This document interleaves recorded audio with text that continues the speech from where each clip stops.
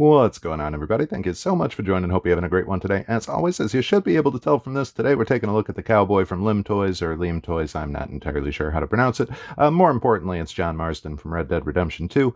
Now, I did already unbox it, as you can kind of see there, but it took me about 40 minutes to get through. Not because the packaging was like overly wrapped up or anything crazy like that. I do love the map in there. Just that there's so much stuff that comes with them, as you can kind of see. So I did get this from the great folks over at onesixthkit. I doubt they still have any in stock, but I have seen them all over on like eBay and Amazon. So if you are thinking about hunting one down, they're not much more than retail and definitely well worth it. This guy to me was I was sort of on the fence, but he is pretty dang amazing. So for me, the big thing, I'm a huge fan of the Arthur Morgan figure that they did. So when I saw that they were doing a John Marston, I was like, yeah, maybe. And then we'll just cut right to him. So he comes with an accessory that when I saw this, I was like, yep, I'm buying the figure. So if you know me, you know I love squirrels. And this this is the greatest edition that it basically instantly sold the figure for me. I absolutely love this. This made me happier than anything else in the box. So pretty much instantly got my money once I saw this guy. It was listed as a pre-order bonus. I don't necessarily know if that's true. I actually think that gold gun down yonder is the pre-order bonus, which we'll cover once we get to the weapons. But this thing made my day. There you go. Back to the actual figure. So this thing is incredible. One thing that was a little odd, and it kind of kept throwing me off when I was looking at it, for some reason, you get two outfits with the figure, the 1899 version and the 1911 version. I don't know why, but this is the 1911 outfit, which I like a lot more, but it's got the 1899 head. So for some reason, they have them flip-flopped, at least in mine. Not the end of the world. I will switch them out at some point. They do come off very, very easy. So that will not be a problem at all there. The outfit's amazing. I haven't moved him too much because there's a good chance this hand's going to pop off. We'll actually just do that. We'll get to that in a moment. It's not broken. It's just for some reason really being a bit of a jerk on that hand. It's just not, that particular glove is not sticking into place. But realistically, this figure is absolutely incredible. While that hand is off, makes it pretty easy to see the detailing they did on his arms, and the veins and little hairs and everything. Really freaking cool. One thing that I like, a nice little detail, they have his right sleeve rolled up a little more. They do have different veins and all of that stuff, which I thought was awesome. He would draw from this side, so that's why it's kind of neat that his sleeve's up a little higher on that side. Also, I have a little silver paint blemish on mine. I don't know why. I have absolutely no idea why it's there. The buckle's gold, and on that side, so I really don't know what caused that. I have not seen it on others. I think mine's just special. You do have a little restriction in the arms as far as going up and back, and then a little bit in the crotch of the legs as well, just from his pants. So don't plan on having him riding any horses if you were thinking about it. He does have a nice double-jointed knee, so you can get a ton of bend there. Really good weathering on the bottom of his pants. Really the whole outfit, just absolutely phenomenal. And then they did a two-piece boot, which I actually like. So you get the little boot top there. That can move around pretty freely. Spurs actually spin, which I like. And then you get these little covers, which I don't know enough about cowboy boots to know if this is something that would in some way actually be on them, but they do work really well for covering up the articulation point. So I was pretty happy with that. So that'll be fun to put on there if you do want to hide it. Honestly, the pants hide it pretty well. Also, you got a really cool patch, which I guess you didn't need to see, but I liked it. So there you have it. So overall, the actual figure is amazing. Arthur I liked a little bit more just because I like the character, but this thing is outstanding. You do get a ton of extra hands with him. You don't need, we'll take a look at one of the gloved hands, I suppose, because it's not going to hurt. But the ungloved hands, they did a pretty dang amazing job. Even painted the veins and hairs on the top like that. Just really, really impressive. And the gloves, I mean, honestly, they look like leather. Like, they're just very, very impressive. You do get one cool hand that really, really happy with, which is this fella here, so you can spin a 6-shooter, which I think is pretty dang awesome.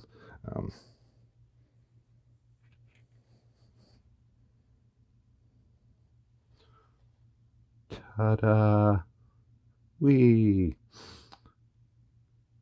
So I thought that was super neat. I'll probably end up using that hand just for that reason, because I did think that was a pretty dang cool touch. You do also get an alternate head. Like I said, you get the one for the different ear if you want it. This head I actually like quite a bit more, so I will be swapping it out at some point. Honestly, I just kind of prefer that look in general. And then they do something that's pretty fun. So you get a couple different hats. And then you also get different hair pieces. So if you want them wearing a hat, just to make it look not too awkward, they have slightly different hair pieces that you can put on the head. And the hats will fit nice and snug onto those. Also kind of a, I think I had that backwards. Who knows. Also kind of a fun little thing they did. If that'll focus, there you go. So it actually tells you what years they're for. So if you wanted to know if you wanted to use the 1911 or the 1899, technically you'll know which one's which. Realistically, just pick your poison, whichever one looks cooler. Honestly, I think, for me, that one's probably the winner. I do kind of like the face on the different head sculpts, so maybe I'll go with this hair, that head. Who knows? We'll decide at some point. As far as accessories, you get a ton. First, I'm going to take a quick glance at the extra outfit stuff that he got. Like I mentioned, you can switch him up if you did not want him in the 1911 version and you want to go old school with him. You get a really cool hide vest. I didn't take it out of the packaging because I'm not going to use it that I know of yet. I'll probably figure out something for it. You get an amazing coat. This thing is really impressive to me. I absolutely love it. It's wired in this side so you can have it behind his holster. It's wired on the bottom so you can pose it in a whole bunch of different fun ways. And just really, it's honestly just very well made. I'm going to kit bash something with this. I don't know what. I might make another cowboy. Realistically, I could even see this as like a random sci-fi space western type figure. Who knows? I'll do something with it though because it's too cool to leave in a box. So that I really, really liked. You also get a man purse. So for any other man purse rockers out there, you can have him join Team Man Purse and carry a satchel, which I was super happy with. You do also get a little bandolier. So if you wanted him to rock the over the shoulder bandolier, Chewbacca style, you got that option as well. And then you can load either that or his belt up with a ton of different bullets and shells. So they give you a whole bunch of those, which I appreciate. So these will actually be going in the belt of mine just to cover that goofy little silver spot. So it kind of worked out pretty well in that regard. You do get a sack of holsters, as well as, so this is actually just an over-the-shoulder sling for either his rifle or shotgun. You can just kind of slide either of them in there and they hold, it holds it into place, which I was kind of surprised by. But honestly, this thing was pretty cool. I didn't think it was going to do much of anything, but yeah, you just kind of slide it in and holds it in place. So if you want him having one of his rifles over his shoulder, you got that option as well. And then you did get two different holsters and then a sheath for his knife, which you can pretty much put on the belt however you want. So I thought that was pretty fun. You can kind of spice it up to your liking. They do give you instructions so you can make them officially, as close to game accurate as possible, which I appreciate. I'm probably just going to play around with it, get it in some way that I like the look of it, and then be done from there. On to the actual accessories. There are so many that you get with this thing. And really, they kind of went a little bit overboard in a lot of ways. So one of the first things we'll glance at, the one that I am not going to use out of all of the bunch, you get this really cool fishing rod. So it is cool. I just don't think I'll be displaying it at any point. The line is wrapped all the way around the rod, which is why the lure is hanging at such a very strange spot. If I did untangle it, it would hang from, up there where it should. You can actually move the reel. Sadly, it doesn't function. but it is a nice little touch. Like I said, it's a cool thing, but it's just not anything that I personally am going to use. If I were, they're also nice and include a fish. Now, I don't know enough about fishies to know what type of fishy this be. I think it's a pike, maybe a walleye. I guess it could be a muskie as well. I think they all kind of look similar, maybe. I don't know. It's a fish, and a pretty cool one at that. So if you want him to have a fish, there you go. He's got that option. You do get tons of different food for him as well. These two little things I was not terribly impressed with. It's kind of a beef stew type thing, which honestly this looks to me like something that you would get out of like one of the mini brands things. And almost the same with this can of strawberries. The inside does not look pretty good. They nailed the label. Like, that looks awesome. But then the actual inside of the can, leaves something to be desired, as they say. Alternatively, you do get a tonic and an elixir, which are both pretty dang awesome. And you can actually yank the corks out of these, which I thought was a nice little touch. But these things, super cool. Again, they just did a really good job at those. I was very impressed overall. Simple, but they go a long way. One of my favorite things that they added in this, you do get a spoon and a knife. So for my fellow Simpsons fans out there, you can play knifey spoony with this. And that made me very happy. The knife's plastic, but really dang cool. Honestly, all of the weapons that they did are pretty amazing. The spoon's kind of basic, but again, knifey spoony can now be done. As for the other guns, we're going to get to those in just a moment because those are all pretty dang awesome. The base is really pretty straightforward.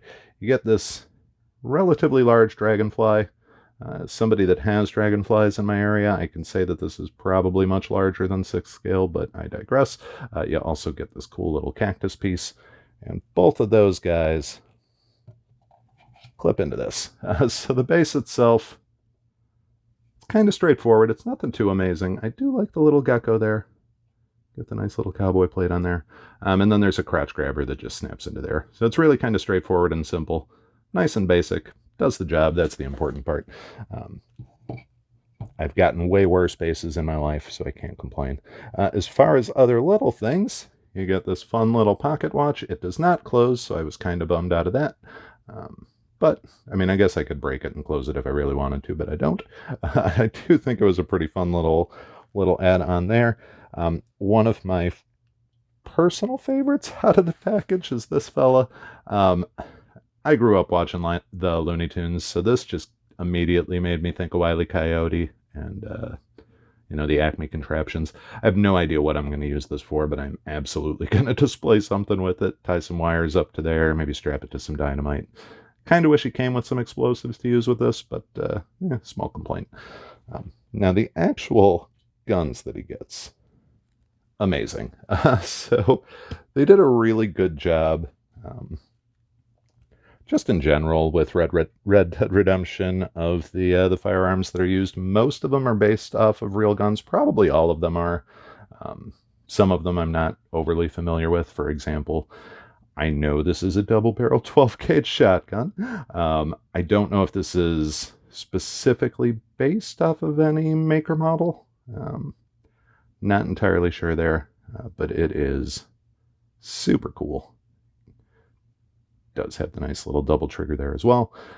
Big fan of this one. Most of the time you would use this in the game to blast the heck out of people close range, so certainly a fun one there. These little dots, I'm not going to mention them too much, but they're just extra buttons that they included. You do also get the Lancaster repeater, which to the best of my knowledge is supposed to be the Winchester repeater, which is basically also known as the gun that won the West. Whoops. It's the Lancaster one. But I've seen people say that it's not. So I'm not entirely sure. I tend to think it's the Winchester, but who knows? I think there's some debate there as far as which specific model they were going with. Now the pistols not much debate at all. So this is the M1899, I think is what they call it in the game, but it's basically an M1900. The reason I think this is the actual pre-order bonus, it's not listed anywhere in the actual instructions or anything. There's no movable parts to it. It kind of just feels like something they threw in last minute. Also, the gold color makes it a little bit more special. So I sort of feel like this was the pre-order bonus that they just kind of added in and not the squirrel. I could be wrong on that, but it's just really what it seemed like. So you do get, honestly, my two favorite guns out of the game just because of how classic they are. First off, you get a Schofield, which is amazing. So in real life, I believe Smith & Wesson made these. But this thing is just super duper cool. Definitely one of the more iconic of the old school cowboy style guns. You can, at least I thought you could move the hammer, maybe not. Apparently you can't on that one. That's kind of a bummer. Oh well, still super cool. Any of the guns that load like that I love. I think after watching Terminator 2 with them loading that grenade launcher, automatically was a fan of anything like that ever since. And then you get the Cattleman, which is basically a Colt Army. This is like the most classic Wild West 6-shooter out there. The thing is absolutely awesome. You can move the cylinder. You can cock the hammer back, which I like. Normally a real one, you'd be able to slide open this little area here, and then you would load in your bullets that way. You can't do that with this one, but that's okay. Now they do, if it'll focus, you can actually kind of see they have bullets in the chamber, which I thought was fun. Now one sort of interesting tidbit that I would really like if they did, so typically with these guns they didn't have a safety. So usually what you would end up doing is you'd only keep 5 rounds chambered, that way you can have the hammer resting on an empty one. When you click it back, it's going to rotate to a live shell, so you're good. But that way, if there's any impact there, you're not going to accidentally shoot yourself in the thigh. So I always thought it would be fun if some company made one that just had 5 loaded. You'd probably get a lot of people that would be like, where's the extra bullet? Now, also a fun little tidbit, there's like a legend that gunfighters would put burial money in the empty slot. That way, if they did get killed, somebody could buy them a nice little casket. I don't think that's true because I think the actual cost of caskets would have been more than you could have put in there. Maybe I'm wrong, but who knows? Nice little historical tidbit, to say the least. So that'll do it for this one. Done in about half the time unboxing it, and I think I got to everything, so pretty good job there. Oh, I didn't get to everything. I did want to talk a little bit about his wrist. As I mentioned, the one hand popped right off. The peg is not broken. There's a little extra little bit of plastic there that I'll file down. But for some reason, it just doesn't stick in that glove.